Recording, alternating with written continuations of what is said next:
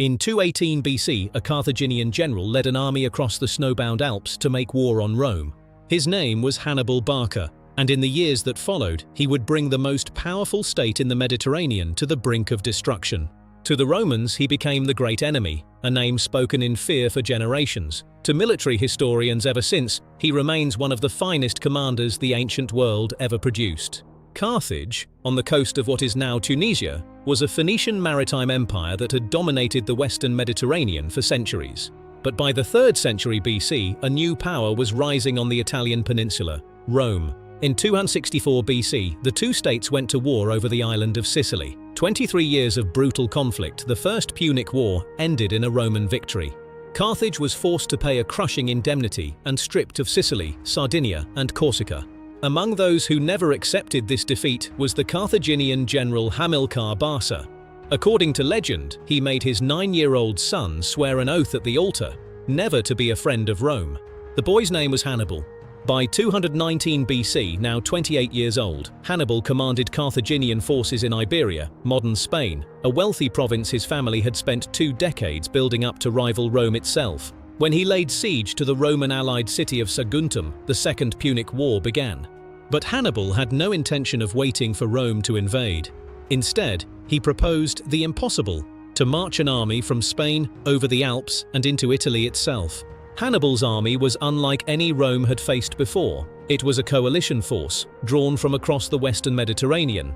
At its heart were the Libyan heavy infantry, veteran professional soldiers from North Africa, who would later be re-equipped with captured Roman armor. Alongside them fought Iberian swordsmen armed with the falcata, a curved blade so feared that Roman legionaries themselves would later adopt similar designs. Celtic warriors from Spain and Gaul provided ferocity in the front line. Light troops included Balearic slingers, considered the finest in the ancient world, capable of hurling lead bullets with deadly accuracy at over 100 paces. But Hannibal's greatest tactical advantage was his cavalry.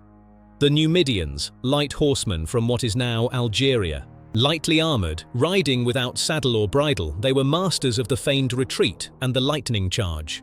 He also brought 37 war elephants, animals most Romans had never seen, let alone fought. In the autumn of 218 BC, Hannibal set out with around 50,000 infantry, 9,000 cavalry, and his elephants. His route took him across the Pyrenees, through the territory of hostile Gallic tribes, and over the Rhone River, where his elephants had to be ferried across on specially built rafts. Then, as winter approached, he reached the Alps. What followed became legend. Snowstorms, avalanches, constant ambushes by mountain tribes who rolled boulders down on the column from above, steep, narrow paths that broke men and animals alike. On the descent, Hannibal's army found a mountain track sheeted in ice, where soldiers and pack animals slid helplessly to their deaths. The Greek historian Polybius records that Hannibal's army marched for 15 days through the mountains, in conditions so terrible that many simply died. By the time he descended onto the plains of northern Italy, less than half his army remained. But surprise was total. No general in living memory had ever crossed the Alps with an army. Rome had been caught entirely unprepared. In December 218 BC, the Roman consul Sempronius Longus led his army to confront Hannibal at the river Trebia. Hannibal sent his Numidian cavalry to ride up to the Roman camp at dawn, hurling javelins and insults to provoke a response. Sempronius led his men out without breakfast and led them across the icy river. By the time the Romans formed up on the far bank, they were freezing, hungry, and exhausted. As the two armies engaged, his younger brother Mago, concealed in a hidden gully behind the Roman line with 2,000 picked men, struck the Romans from the rear. The Roman army was shattered. Tens of thousands fell that day. It was Hannibal's first major victory on Italian soil, and a clear warning of how he intended to fight this war. The following spring, in 217 BC, Hannibal pushed south through Italy. The new Roman consul, Gaius Flaminius, raised a fresh army and pursued him aggressively. It was exactly what Hannibal wanted. At Lake Trasimene, in central Italy, Hannibal led the Romans into a long, narrow defile between the lake and the surrounding hills. Under the cover of morning mist, he hid his entire army on the heights above. When the Roman column was strung out along the road, the Carthaginians charged down from every direction at once. The Romans, trapped between mountain and water, had no room to form ranks. Many were driven into the lake, where they drowned in their armor. In just 3 hours, 15,000 Romans were killed, among them the consul Flaminius himself. The road to Rome lay open, but Rome did not break. In 216 BC, the Senate raised the largest army in its history, 8 legions, around 80,000 men, and sent it south under the joint command of the consuls Lucius Aemilius Paulus and Gaius Terentius Varro. They found Hannibal near the village of Cannae in southern Italy. Hannibal had 50,000 men and was outnumbered nearly 2 to 1. He drew up his line in a deliberate crescent, bowing forward toward the Romans. At its center, he placed his weakest troops, Gauls and Iberians. On the flanks, he stationed his finest soldiers, the veteran African infantry. His superior cavalry guarded the wings. When the Roman legions attacked, the center slowly gave way, drawing the Romans deeper into the curve. The Carthaginian flanks held firm. Meanwhile, Hannibal's cavalry, having driven the Roman horse from the field on both flanks, wheeled around and struck the Roman rear. The greatest army Rome had ever fielded was completely surrounded. What followed was a slaughter. Packed so tightly together that many could not even raise their swords, the legionaries were cut down where they stood. By the end of the day, between 50,000 and 70,000 Romans lay dead. Among them the consul Paulus, 80 senators, and a generation of Rome's aristocracy.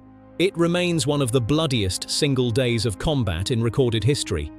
Cannae was Hannibal's masterpiece, a battle of annihilation still studied in military academies today.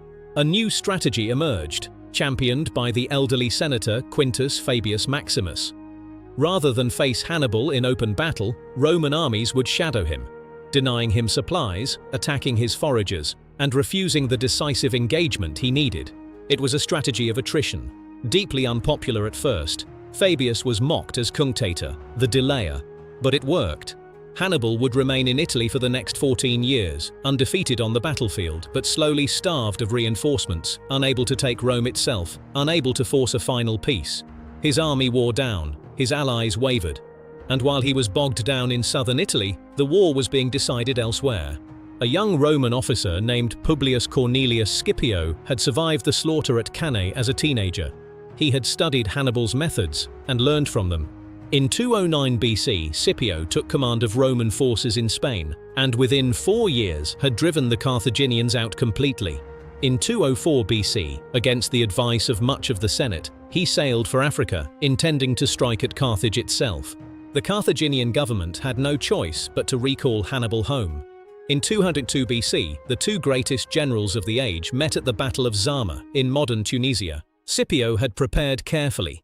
He arranged his legions in lanes, allowing Hannibal's elephants to charge harmlessly through.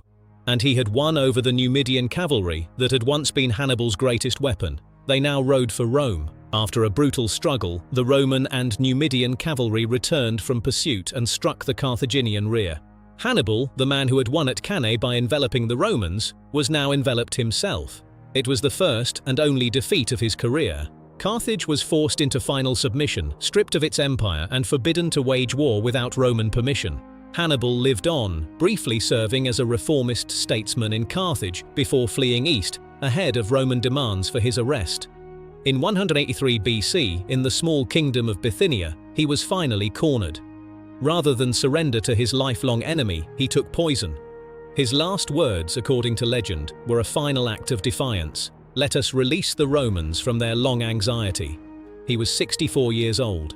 Half a century later, in 146 BC, Rome's old enemy was finally destroyed.